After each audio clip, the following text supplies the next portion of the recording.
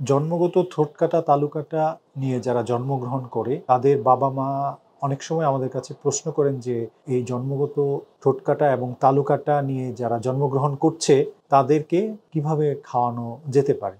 আমরা সবসময় উপদেশ দিই যে জন্মগত ঠোঁটকাটা এবং তালুকাটা অথবা যে কোনো একটা কিছু হোক, এই ধরনের বাচ্চা যারা জন্মগ্রহণ করছে তাদেরকে আপনারা চামচ বাটি অর্থাৎ বাটিতে খাবার নিয়ে চামচ দিয়ে খাওয়াবেন।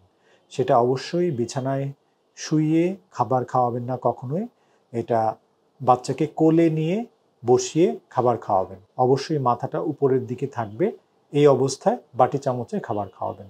এখন বুকের দুধ যদি আপনি বাচ্চাকে খাওয়াতে চান তাহলে অবশ্যই প্রত্যেকবার খাওয়ার আগে বুকে লাগাতে হবে যাতে দুধটা বন্ধ না হয়ে যায়। তারপর বাটিতে গেলে চামচ দিয়ে সেই বুকের দুধটা খাওয়াবেন। একবার বুকের দুধ গালালে অবশ্যই সেই খাবারটা অর্থাৎ সেই বুকের দুধটা 6 ঘন্টা পর্যন্ত আপনার বাচ্চাকে আপনি খাওয়াতে পারবেন। 6 ঘন্টা পর্যন্ত ফ্রিজিংয়ের কোনো প্রয়োজন হবে না।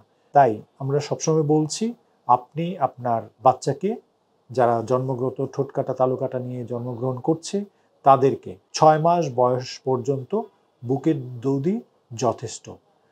এই বুকের দুধটা আপনি বাটিতে গেলে চামচ দিয়ে খাওয়াবেন। কোনো অবস্থাতেই বুকের দুধ থাকা অবস্থায় কোনো অবস্থাতেই আপনারা বিকল্প খাবার হিসেবে অন্য কিছু খাওয়াবেন না 6 মাস বয়স পর্যন্ত। বাচ্চার বয়স যখন 6 মাস হয়ে যাবে তখন বুকের দুধের পাশাপাশি অন্য খাবার স্বাভাবিক বাচ্চারা যেসব খাবার খায় সেই খাবারগুলো বাটি চামচে খাবার খাওয়াবেন।